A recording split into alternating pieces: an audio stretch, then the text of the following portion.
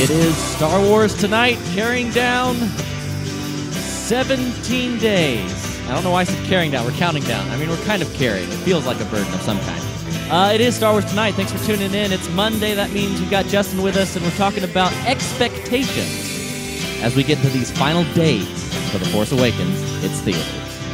Falcon flight with destiny, headlong into the fight. Birds of a feather, well weathered together, chasing the dark from the night.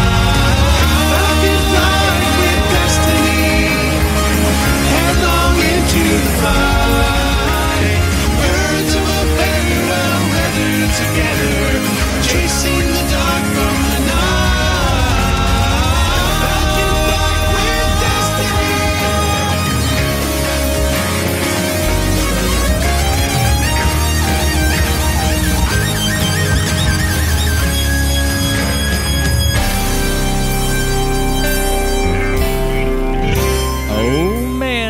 Hello, hello, it is Star Wars Tonight.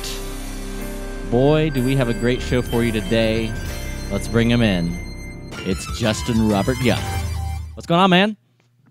Hey, man. It's good to be back. Is it hard to believe that we were halfway through this entire ordeal? 2 weeks left. Man, you know, what is only crazy about that is thinking about everything I need to do in the next 2 weeks. You know, because do you ever do that thing where I used to do it a lot with my birthday, where you would start to see advertisements for movies that came out on your birthday, right? Or your birthday week. And then you would measure everything by that. It's like, oh, wait, there's more.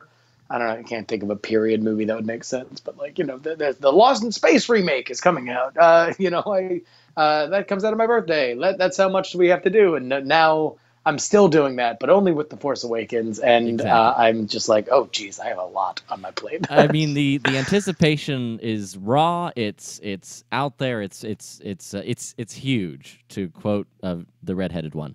We won't go there. That's for the politics podcast. But actually, right before we jump into the main topic for today, actually, I'm going to surprise Justin. Justin, we have a sponsor. Oh, look at that. Yes, well, I'm very let's excited. get to it. In fact, this week's episodes of Star Wars Tonight are brought to you by Waze. You ever heard of this Waze, Justin? I'm very excited that they're a sponsor here because I was and am a Waze evangelist. Fun story. When I first moved to California, I was unaware that, or I was tickled by the fact that you could see all the offices of the apps that you know and love. And one of them that I was really a huge fan of was Waze, which was in Palo Alto. This was before they got bought by Google. So I, just full of, hayseed, vim, and vigor, just walked into the Waze office just to say, hey, guys, I'm a huge fan of your app, and I love you. And they were very frightened and confused. They were, just quiet programmers, and they were not ready for a man who was wearing an orange jumpsuit with a weird beard to come in and just start showering them with unsolicited praise. That's how much of a Waze fan I am. Well, nice. Excellent. Well, it's very straightforward. All you have to do is go to waze.com/download if you use iPhones or Android. And what they're doing this month in anticipation of The Force Awakens is a really cool skin that they've been doing with a lot of films, but they've really outdone themselves with a special Protocol Droid Edition. So if you want to drive around with C-3PO as your guide, which who hasn't, let's be honest, you can. So they've got a really cool skin that comes out that's Star Wars themed. You can blaze through TIE fighters. It's sort of like I was literally driving on the downtown connector today with it. And as you're driving through the downtown connector, any Waze app users that are also using the Star Wars skin immediately appear as X-Wings and TIE fighters in traffic. So it's pretty cool. So make sure you go to waze.com/download, and we appreciate them for supporting us here at Star Wars Tonight. Now, and that skin is great. Ashley was using it. Oh, nice. Awesome. So one or two other things. We are just rolling into the final thing. So a big community event that the Star Wars Report is hosting, all the different podcasters, is this weekend, Star Wars watch parties. So again, stay tuned to our Twitters, and we'll give you guys more information. But just for now, keep this Saturday and Sunday at 5 p.m. in your mind. We will be live streaming watch parties of the movies live on Twitch, and we're very excited about it. It's really it's a season that I don't know why I haven't done any of this kind of stuff before, but I feel like the sheer excitement of the upcoming film is bringing everybody together at just an all-time level of Star Wars fandom that even it's just you don't experience this unless there's that kind of anticipation. Oh, it's insane. And, this segues into our topic for today very nicely. We had Chris Taylor, the author of How Star Wars Conquered the Universe, which we've talked about a bunch of times during my appearances on this show. He was on the Weird Things podcast this week. And the first question I asked him was, as somebody who spent so much time researching the kind of by-the-numbers elements of the prequels release in 99, whether or not we were at below, equal, or above the hype velocity of where we were back in 99. And his thought, which I can't really argue with, is that we were above it. And it's crazy to think that that would even be possible. I know. It's absolutely insane. Funny story. I was at a party at the Hilton during Star Wars Celebration.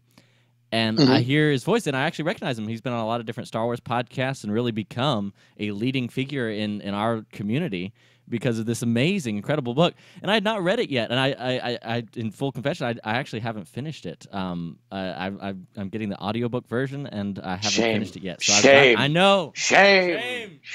Ring the bell. But what's interesting is I confessed this to him at Celebration.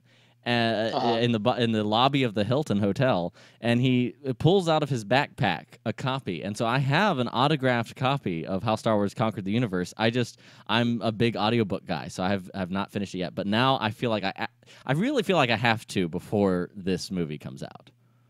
Well, especially because it gets he does some very, very interesting and good reporting when it comes to the sale and everything, and really the fact that man, Bob Iger is going to go down in the business person Hall of Fame. Oh, yes. He's just brilliant. I know. It's absolutely incredible. And part of the reason why is because have you seen the tracking on this Star Wars film? You seen the tracking in this Star Wars thing? It's gonna be huge. Sorry, I don't know. It's stuck on my mind, Justin. Yes, I have. In fact, the low end of this movie's tracking, ladies and gentlemen, I'm sure if you're listening to this program, you know, but we're talking to $170 million on the low end. That's heartbreaking. That's it is fireable if it grosses 170 million. Literally, the only reason why the number 170 million is even out there is so people report it. So there's a balance to the upper end, which is $300 million. 300. Now understand this. This is domestic. This is not worldwide. This is only domestic tracking. If you could say to most major blockbusters that you are guaranteed to have $300 million in your entire run, yes, all you have to do is murder one of your lead actors on a stone altar. Do you know how few actors we would have? It'd be a veritable genocide of Hollywood favorites. It would be it would fundamentally change movie making and ritual murder forever.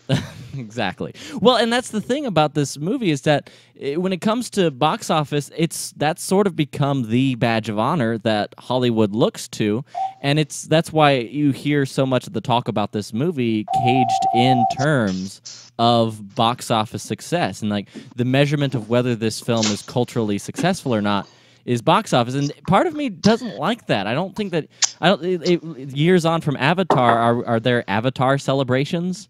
No. There's Avatar theme parks and stuff like that. I think. But I don't think that Star Wars people really can't complain about that. Well, and I shot an article over you today. It's from The Guardian, and the question they pose in this really great piece by Phil Hode is how and why did Hollywood turn speculation about blockbusters and their financial performance into basically a marketing tool? And does this backfire? Because the magic number in recent years has been the $1 billion mark. And like if you hit $1 billion, you have a really Global. successful franchise. Global, yes. Now, and of course, you and Brian and the gang that do the box office draft every year. So you probably have a very touch of what this means. Understand that the reason why Star Wars gets this is because Star Wars invented it. Star Wars invented, in many ways, the idea of the summer blockbuster, for which, Star Wars and Jaws, will always kind of, in their own ways, be credited with. Basically invented the crazy past, the idea of movies just being this fundamentally different cultural art form with like Gone with the Wind and stuff like that. It was the summer blockbusters that were like, okay, here are fun, quick movies that everybody wants to go see that can be gigantic, like moneymakers. And the idea of records falling and breaking and the fact that this is something that could happen every year, you can really trace back to Star Wars and the Lucas Spielberg kind of boom of the late 70s and early 80s. So when I would say that there's a lot of franchises for which you can say, all right, come on, let's not get overly crazy. And I would even say with the Star Wars standalones, that you're going to be able to say, hey, listen, let's not go nuts about what we think that these movies are going to make. But Star Wars will never be able to get away from that, because Star Wars will always, always, always be the gigantic movie that everybody loves that makes a ton of money. That's part of its legacy. Well, and I think especially a lot of the listenership of this podcast and a lot of the Star Wars podcasting community really see Star Wars in a fundamentally different light than those who are just general movie nerds, where I think for us a lot of the times we're really just focused on what the story is in the universe, and that I guess that as a marketing tool doesn't mean as much. But I confess I think probably align much more with someone like you, Justin, who number nerding is fun. Like looking at how much of a cultural impact a movie has via how many tickets it sells at the theater. I think it's kind of it's sort of like sports. It's you get to root for who's going to win, and it's fun to root for them. It's hard to use any kind of objective metrics for movies, right? I think this is where part of the fascination comes from, is that even critical perspective, Rotten Tomatoes and Metacritic and stuff like that very much revolutionized how we thought about film criticism, because we could put a number on it. You could say, well, Brave is worse than Toy Story 3 because it has, a 10% different critical rating. But even then, you're only really aggregating people's opinions, and those opinions are not uniform. The sample size of who's reviewing and who Rotten Tomatoes picks to include into those numbers is very, very subjective. This is the only way that we can say, hey, look, this movie resonated, this movie didn't, is the hard metrics of voting with your dollar. Yes, and it is a very, very clear identifier of whether or not this is the truth. And it's a truth that I believe, and I'm sure that, and I'm very confident that I will be proven right. That now let's look at this though, because right now Disney is in a furious position where they want everybody to be saying 170 million. Yeah, they don't want anybody saying 300. Right? They want everybody so it can shatter expectations, as opposed to doing something which is, again, insane. If it grosses anywhere over $250 million in an opening weekend, that is crazy. But Disney doesn't want everybody to be saying 300, and then they gross 295, and they're like, well, slightly below expectations. Yes, it is. It's very much. It's not unlike politics. It's not about who wins. It's about who unexpectedly does better. Yeah. Right? Well, meanwhile, Steven Spielberg is out there saying that it's going to be the biggest movie ever, which I'm sure, protege and mega fan J.J. Abrams would probably like his hero to shut his mouth. That's so true. That's true. Well, I want to touch on one other thing before we go, and that is just kind of looking at this season of filmmaking and looking ahead at kind of where we are this year. We've already had Furious 7, $1.5 billion. We've already had Hunger Games is now quickly going to be going towards that, and even then, it's kind of underperforming. But we've already had Jurassic World. We've had these really successful films at the box office. Yeah. And so it's becoming more common. But what we are seeing this season, in the past few months, with the Hunger Games, with Spectre, are these films underperforming. And I certainly don't have the numbers to back it up, but I like to think the Star Wars fan, the guy who's like holding up the #1 big sports foam finger for Star Wars box office, is just like really excited about the idea that this is the cultural moment that the original was. And our co-host Steve Glosson last week was saying that's insane. Don't even think in those terms. But like the guy who never got to sit down and experience an amazing Star Wars film with the entire world, especially now, I guess expounded by the fact of social media. I want to live in that world, and I kind of maybe I'm Well, I mean, just if we're going to break it down by the numbers, Spectre was a movie that was not reviewed as well as Skyfall. Bond movies will always turn out the core demo, but what makes a Bond movie a gigantic success is when it breaks outside of that. And there didn't seem to be the critical buzz in the way that there was last time, and you have kind of a downgrade in terms of star power from Javier Bardem as the villain to Christoph Waltz, as much as Christoph Waltz is amazing. And as far as the Hunger Game goes, it's even kind of weird to look at that movie as a movie, considering the studio sort of looks at it as, hey, we got to double charge for one Hunger Games. So it's like for them, and I think for the audience, it's like, listen, effectively, you got a year break. You get a year intermission. You watched half a movie, and then we all went away for a year, and then you decided, hey, do you want to go see the other half of that movie? And some people didn't, because they didn't like the first half, and that's why you see that dip in how much money that made. The thing is that you have to rewrite all the rules for Star Wars. Yeah. And we know that. The question is just how many of the rules do you need to rewrite? And part of that is, again, the big, great unknown. Is it good? And I think that is the question we will have an answer to in merely 17 days. Folks, thanks so much for listening to Star Wars Tonight. It's been another great Monday. Justin, thanks so much for coming on. Where do you want folks to go? What do you want to send folks to that are listening? Because we are picking up, it turns out, you might be surprised, but people like Star Wars, and so there are a lot of new folks joining us each and every week. Hey! By all means, let folks know where you are. Absolutely. Well, great to spend all the time with you guys. Justin R. Young on Twitter, where you can follow everything else that we did. The Weird Things podcast, which has our interview with Chris Taylor, the author of How Star Wars Conquered the Universe, is up now at weirdthings.com or wherever fine podcasts are found. And, of course, my political card game, The Contender, for which you don't need to understand, or be interested in politics to play and have a great time with, is available right now at thecontender.us.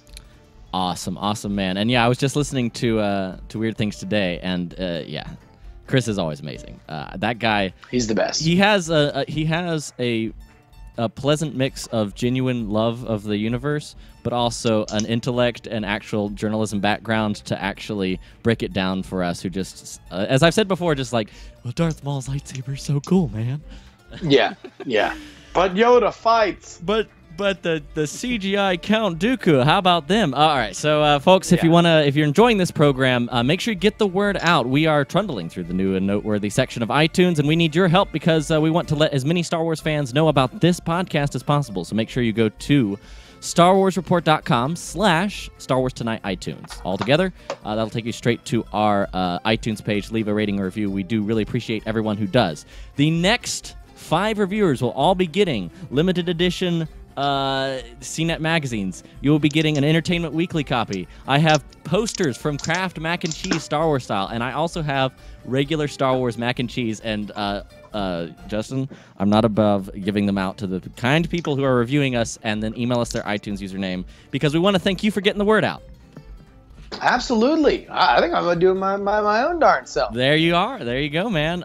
So, folks, again, if you want to get the Friday bonus episodes, you want to head over to patreon.com/Star Wars Report. Kick in a penny. We're giving you guys a free bonus show every Friday if you support us at any level. And, of course, tune in every weekday, 5 p.m. Eastern Standard Time at StarWarsReport.com/live. Folks, we will see you tomorrow. May the Force be with you. There it is, man.